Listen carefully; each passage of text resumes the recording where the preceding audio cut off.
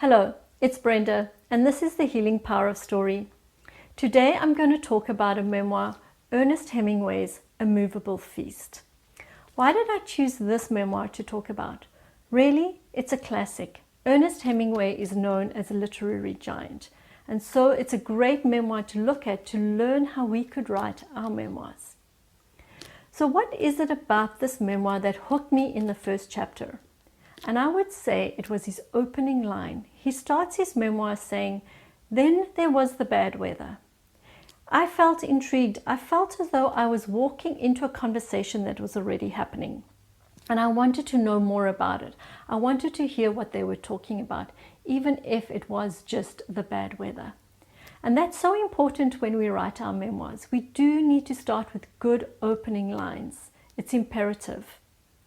And then another reason I actually got hooked on this book in the first chapter is really what I liked about the book too. It taught me about the writing life and how Ernest Hemingway lived it.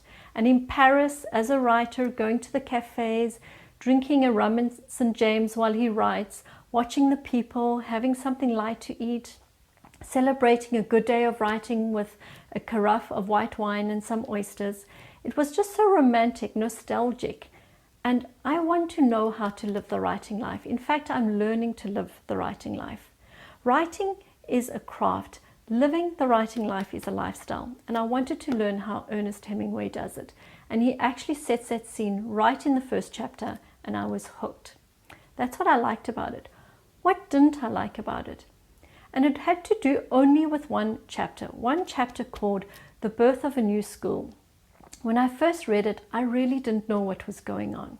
It's a story about Ernest Hemingway being in the cafe, having a new writer approach him, and actually seeing a side of Ernest Hemingway that's really very rude. And I just got totally lost as to what was going on. I had to reread it, then look at the title, and then I pieced it together. And that's one of the things we don't want to do as writers. We don't want to confuse our reader.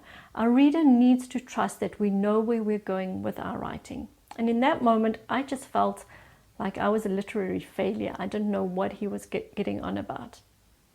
And so I do talk more about all these themes in my blog, and you can click on the link below to go to my blog to get more in-depth response to everything I discuss here. I try to keep these videos as brief and succinct as I can. So that leads me to the next topic, which is what is a key ingredient of memoir writing that I felt Ernest Hemingway's memoir, A Movable Feast, showcased really well. And it's the format he uses. He uses the format of sketch story. Now you have stories, you have short stories, then you have sketches. A sketch story is a shorter version of the short story. There's virtually no plot. It just is like a snippet, a slice of life, but it's bigger than a vignette. And it has a different focus from a vignette. And we'll talk more about different formats in another video. But his format was really interesting, all his little sketch stories. So you could read it, put it down, pick it up again.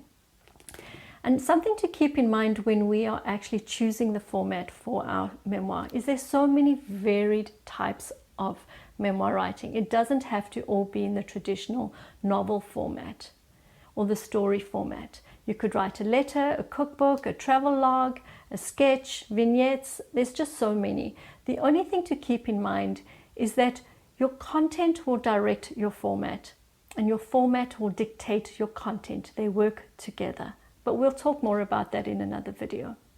And so this is really a classic. I loved it. I actually will refer to it many times as a resource for learning how to write. And there's so much we can talk about that as well, which we'll do in another video, talking about using other books as resources to guide our writing.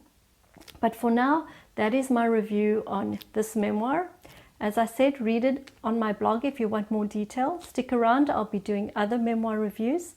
And if you haven't yet got my 7 key ingredients to writing a great memoir, it's a free ebook that you can click on the link below and download it. And I'll see you in the next video.